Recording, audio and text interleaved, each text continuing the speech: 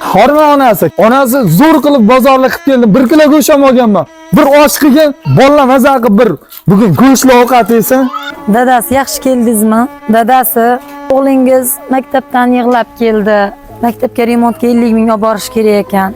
Olib bormagan bitta o'zi qopti. Shunga o'rtoqlarining ichida izza bo'pti. Ertaga maktabga bormayman deyapti.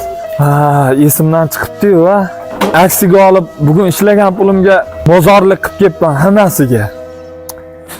Uyda pul qolmagan-da. Uzr dadasi, sizni ham kelishingizga uyda muammosini aytyapman-da yana. Bo'pti onasi, sen ovqatingni qilib turaver. Qo'shnidan qarz olar ekanman-da endi. Endi qo'shnidan nima deb so'rasammikin, odam ozgina g'alati bo'lar ekan-da. Ha, qo'shnim, milliarderlardek o'ylanib kelyapsiz, tinchlikmi? Ha, qo'shni tuzimsiz?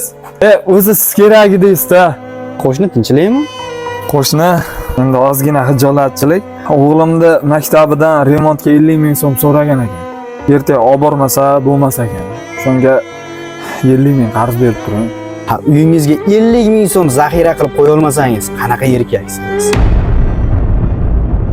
Og'ir bo'lsa kerak-a, qo'shni farzandini maktabiga 50 ming so'm topib bera olmasdan qo'shnisidan so'rab chiqishi.